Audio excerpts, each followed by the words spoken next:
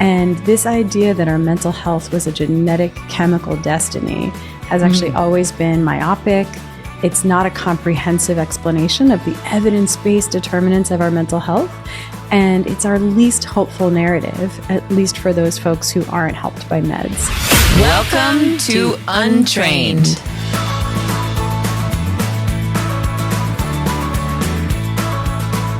Hey, Whitney. Hi, Iris. Hey, we're very excited today. We have Dr. Ellen Vora here, a board-certified psychiatrist, acupuncturist, and yoga teacher, and she's the author of one of our favorite books, The Anatomy of Anxiety. Pause the podcast and go and buy it on Amazon. Read it, do it, get it. She takes a functional medicine approach to mental health, considering the whole person and addressing imbalance at the root.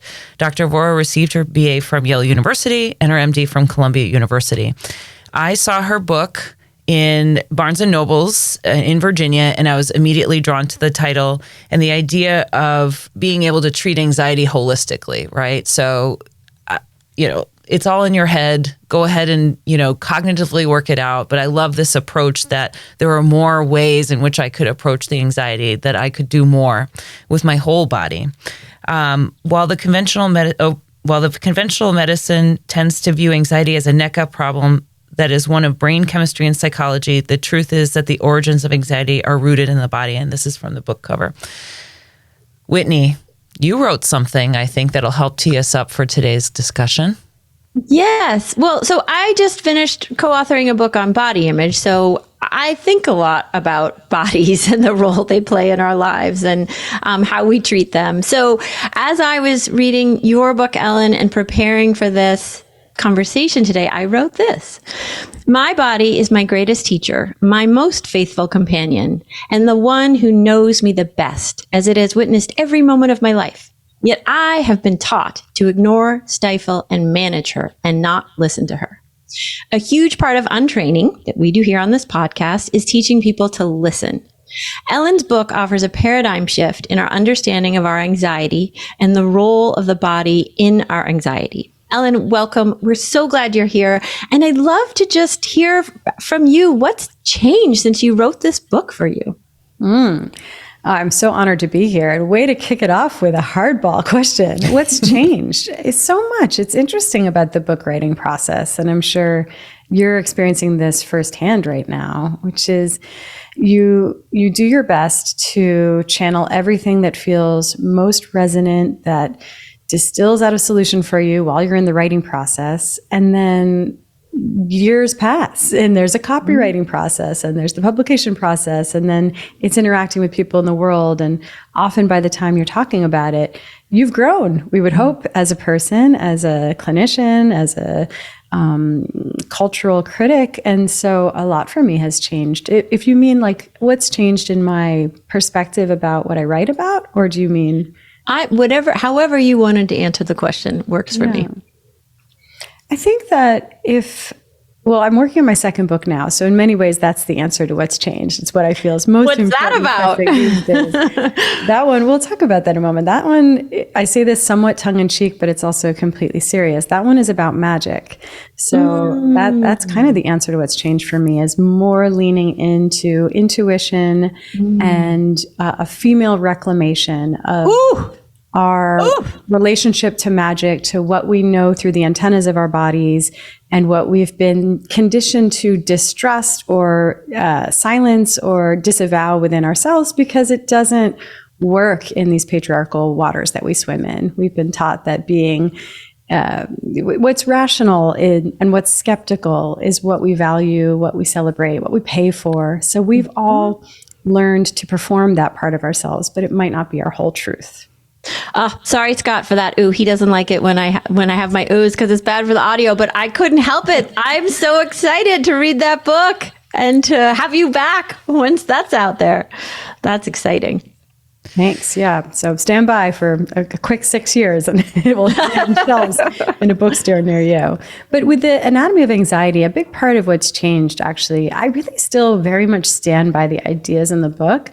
But if I could write it all over again, I think I would open with more disclaimers. I love that. And what I said is we haven't been taught. Like, we haven't been taught how to do this differently. We've been taught to approach it one way or to manage it or to fix it, but not to listen. And that's what I love about your book. It teaches us to listen.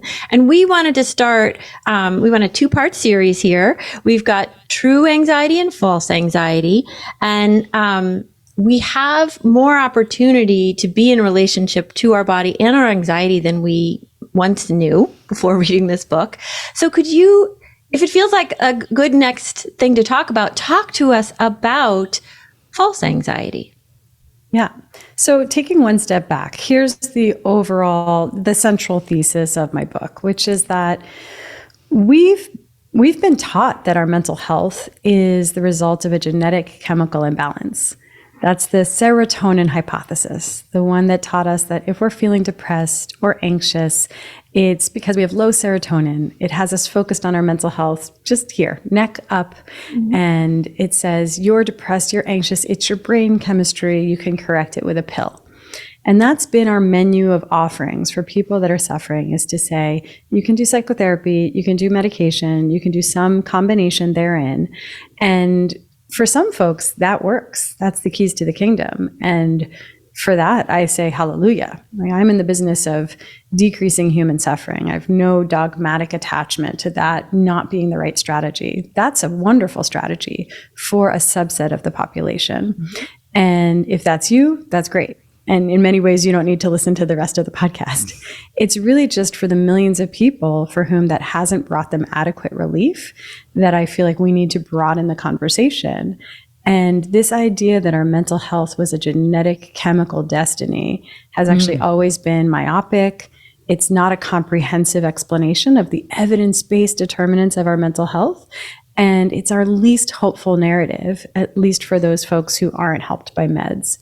And so here we are, just needing to talk about the other paths up that mountain of healing, that there's other ways to get there, not just meds and therapy. And the way I break it down is that we have true anxiety and false anxiety. False anxiety is physical, body-based anxiety. And even more importantly, it's avoidable anxiety. It's anxiety that doesn't have to be happening. It's not your deep essential truth. It's not what's sort of loving and compassionate about you. It's just unnecessary suffering, and it's caused by something tipping your body out of balance, triggering a stress response. And in modern life, this is happening left and right because we're on this physiologic pinball game of modern life where sleep deprivation, blood sugar swings, having an extra cold brew coffee, being inflamed, doom scrolling, birth control pill, there's all these things coming at us that are creating a lot of unnecessary stress responses in the body, which we then subjectively experience as anxiety. And we would do well to identify that root cause on the level of the physical body, address it there, and we can eliminate all this unnecessary suffering. That's false anxiety. True anxiety, on the other hand, is purposeful anxiety. It's not something to decaf coffee or gluten-free our way out of. It's not what's wrong with us. This is actually what's right with us when we are able to viscerally connect to what's wrong in the world around us. Ooh, can you say that again? It's not what's wrong with us, it's what's right with us. That seems really important. Yeah, true anxiety is not something to pathologize. False anxiety, I'll play Mr. Fix-It with all day. I think that that's unnecessary suffering and we should shore it up. With true anxiety, it's not what's wrong with us, it's what's right with us, especially when we're the type of person that viscerally connects to what's wrong in the world around us. That can be in our personal lives, in our immediate communities, in the world at large. But if we feel that something is out of alignment, something's not okay, we feel that as an anxiety. And it's a call to action. It's actually asking us to show up, to let that anxiety fuel purposeful action, whether that means we course correct in our own lives or show up to help in some other cause. But once we've mobilized, we don't feel mired in anxiety anymore. We start to feel imbued with purpose. So the key with true anxiety is just to get better at listening to it and translating the message baked into it into action. Can you give us, you have a lot of wonderful examples in your book. I think for the audience, if we can have an example of false anxiety and how it shows up and how you've looked at it. Again, great examples in the book, and true anxiety and how it shows up. I think the examples may help the audience. Yeah. Great question. Thank you. Yeah. So, and how you help people listen. Yeah. So, well, starting with the false anxiety, which I really do think is the right place to start on anyone's process with this, because that's the low-hanging fruit. That's the quick wins. And it actually gets in the way of our ability to listen to true anxiety, because we're just pinballing around. We're anxious. It muddies the waters. We can't get clear on what is our remaining truth while we're in and out of blood sugar-induced panic attacks. Mm-hmm. So I'll give you an example from my practice, a patient that I'll call Valerie for our purposes. And she's in her early 40s. She has 2 young children, a strange marriage, a stressful job, works long hours. And I was asking her about her lifestyle. She wakes up, hooks herself up to an IV drip of caffeine. She has intense cravings for sugary snacks every afternoon. She and her partner kind of bicker and get into it every evening. In the evening, she will get her child to sleep, do the dishes, pack the lunches, life logistics, log back on, finish a little bit of work. And then after all of that, she sits in her living room with a glass of wine, and she doom scrolls and or binge watches something on Netflix, gets to bed too late, tosses and turns, has trouble falling asleep, wakes up throughout the middle of the night, and then wakes up the next morning tired, burned out, rinse and repeat. And when I was asking Valerie about what do you feel like are the contributors to your anxiety, because she was struggling mightily with depression, anxiety, she had trouble sleeping, trouble focusing, and she was quite medicated. She was on an antidepressant, she had an as-needed benzodiazepine for her anxiety, she sometimes took Ambien for sleep. She was saying that she thinks the reason she's anxious is her marriage and her job. And she was like, she didn't want to blame her kids, but she felt like she was struggling with parenthood. And I kind of withheld any of my viewpoints at that point, but I had a kind of a let's see attitude about it. And we slowly started making diet lifestyle changes at the beginning. At first, she said she had no capacity for change. So I said, all you do, because she was like, I'm not going to go gluten-free right now. I'm in survival mode. I don't have any bandwidth. So the first intervention we did was we just had her go to bed earlier. Rather than winding down with wine and doom scrolling and TV, we just had her go straight to bed. And we did this for a few weeks. And she just started actually waking up rested. And then after that, we started making changes where we took measures to stabilize her blood sugar. We had her take weeknights off from drinking. We just very slowly, gently moved her caffeine consumption to ultimately it was like 2 cups of coffee around 90 minutes after waking rather than on into the afternoon. And that's all we did for a long time. She stopped having panic attacks wholesale. Her anxiety was much improved. Her focus was improved. She was sleeping through the night. And she also started taking a 5-minute walk after dinner every night with her family. And her marriage started to have signs of improvement. And so a lot improved just with these diet lifestyle interventions. We didn't change her meds. We didn't do cognitive behavioral therapy. We really just made these diet lifestyle changes. And her anxiety dramatically improved.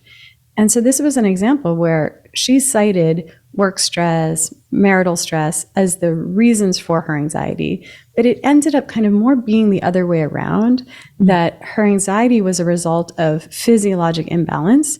And as we improved that, this allowed her marriage to improve. This actually allowed her to be more resilient in the face of the work stress, but we addressed it on the level of the body, and that was the ticket for her. I thought it was interesting. You said in the beginning that these types of interventions can drive people to feel guilt or shame, because I can see that, because even in coaching, when we talk about the sleep hygiene or digital hygiene, having them shift sometimes has this resistance to the change, including feeling shame. So I love that you walk through I'm just reflecting. I love how you said, we just did very small interventions, things that were doable. We made them bite-sized for her. And the other thing we often say on this podcast too is I think it's important that you have someone with you that does that, right? With you, meaning I'm coming to you and you're providing a safe space to say, hey, let's just try this. And I think sometimes we can often have those negative thoughts if we do it on our own. Not that, to say we can't, but I thought it was just really interesting. You said some people can look at these interventions, or you say, hey, let's try these interventions, and they feel some shame or guilt, right? Like, I should have been doing this, and why am I doing the doom scrolling? I know it's bad for me, right?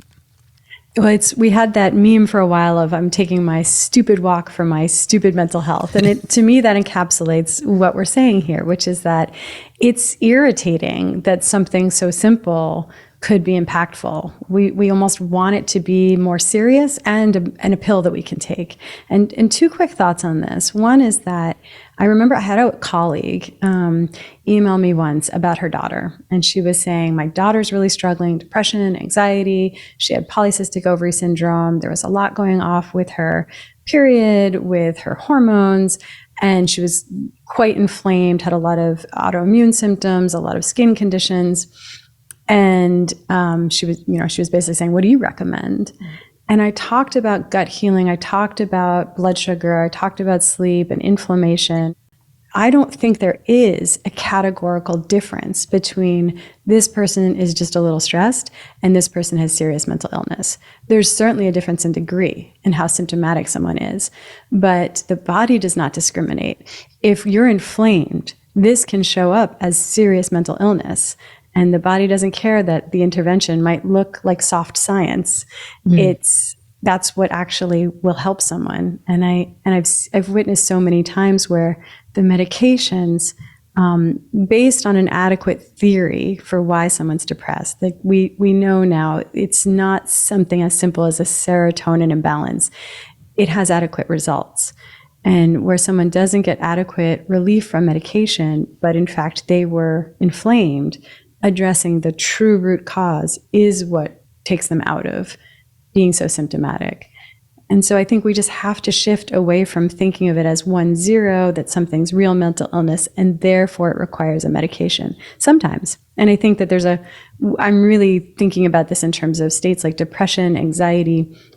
I think it's a different conversation around psychotic disorders. We can talk about that if that feels relevant. But I think for the most part, we need to let go of this idea that soft solutions are not adequate for hard problems. I think that sometimes they're not only adequate, but necessary. And the business world is saying the same thing. Like, let's get rid of the soft skills. Like, these are the skills that get things done, right? Yeah. So in science and in business, soft is rising.